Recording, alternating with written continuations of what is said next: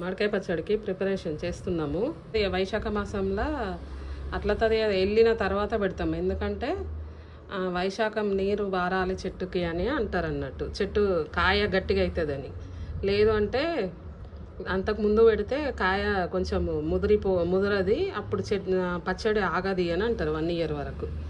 కడిగి మంచిగా గుడ్డతో తుడిచి ఆరబెట్టాలి. ఆరబెట్టినాక కోసుకోవాలి.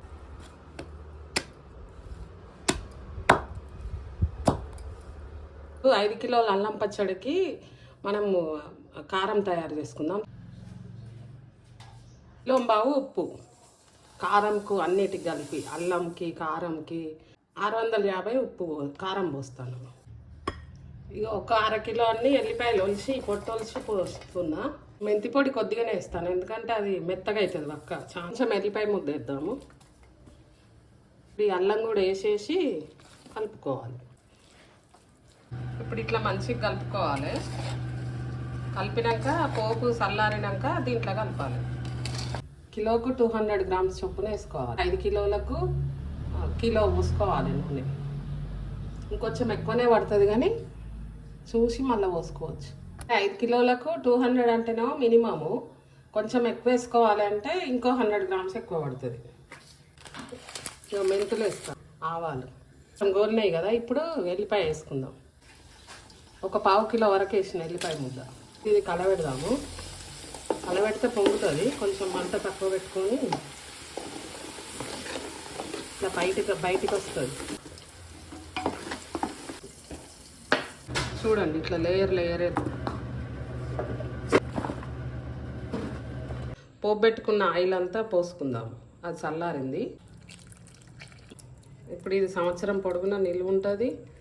వక్క కూడా మెత్తగా కాదు, అంటే మెంతి పొడి కొంచెమే వేసినాం కదా. కొంచెం పుల్లటి వక్కలే తీసుకోవాలి అల్లం పచ్చడికి. ఇప్పుడు ఇట్లా మొత్తం మంచిగా కలుపుకోవాలి. ఒక తెల్లారి 2 days వరకు మంచిగా నూనె పైకి తేలుతుంది. ఇప్పుడు ఈ అల్లం కూడా నార్మల్ అల్లం వేయలేదు, మామిడి అల్లం వేసిన. అది కొంచెం ఘాటు తక్కువ ఉంటుంది కాబట్టి అది వేసినాం అన్నమాట. ఒక 2 days అయితే మంచి ఆయిల్ మొత్తం తేలి మంచిగా ఉంటుంది. ఇప్పుడు ఇది మొత్తం కలిపినాము అంటే పచ్చడి రెడీ అయినట్టే. కొంచెం పని ఎక్కువ కానీ బాగుంటుంది టేస్ట్.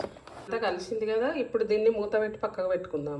చూడండి ఇక మామిడికాయ పచ్చడి, అల్లం పచ్చడి తెలంగాణ స్టైల్లో పెట్టిన కదా. 3 days అయింది. చూడండి ఎట్లా నూనె వేరుకున్నదో పైకి. మంచిగా నూనె ఎట్లా తేలింది, సూపర్గా తేలింది కదా.